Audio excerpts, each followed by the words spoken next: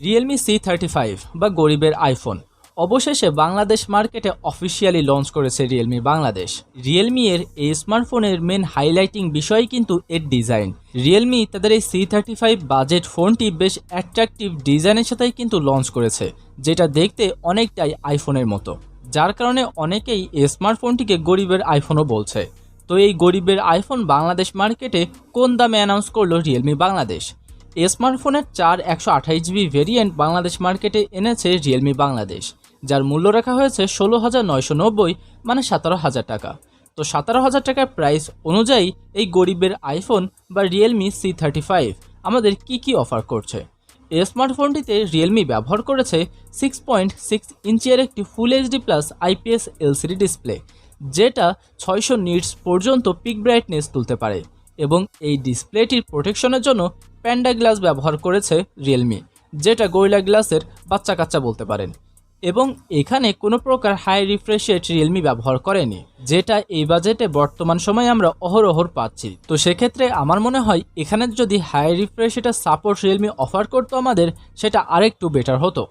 অন্যদিকে ক্যামেরা সেগমেন্টের কথা বললে স্মার্টফোনে ব্যাক সাইডে ট্রিপল ক্যামেরা সেন্সর ব্যবহার করেছে রিয়েলমি, যার মেইন সেন্সর 50 মেগাপিক্সেলের, যার অ্যাপারচার f1.8, এবং বাকি যেই দুটি সেন্সর রয়েছে সেই দুটি সেন্সর হচ্ছে ইউজলেস সেন্সর। একটা হচ্ছে 2 মেগাপিক্সেলের ম্যাক্রো এবং অন্যটা হচ্ছে 0.3 মেগাপিক্সেলের একটি ফুললি ইউজলেস সেন্সর। আর এই স্মার্টফোনে ব্যাক সাইড দিয়ে সর্বোচ্চ full HD 30 fps video recording করা যাবে। অন্যদিকে এই স্মার্টফোনের ফ্রন্ট ফেসিং ক্যামেরা হিসেবে এখানে 8 মেগাপিক্সেলের একটি সেন্সর রিয়েলমি ব্যবহার করেছে, যার মাধ্যমে ফুল এইচডিতে নয়, এইচডিতে 30 fps ভিডিও রেকর্ডিং করা যাবে। আর 70,000 টাকার একটা স্মার্টফোনের ফ্রন্ট ফেসিং ক্যামেরা দিয়ে এইচডিতে ভিডিও রেকর্ডিং করাও আমার কাছে সফটওয়্যারগতভাবে কিছুটা সীমাবদ্ধতা মনে হয়েছে এই স্মার্টফোনটির জন্য।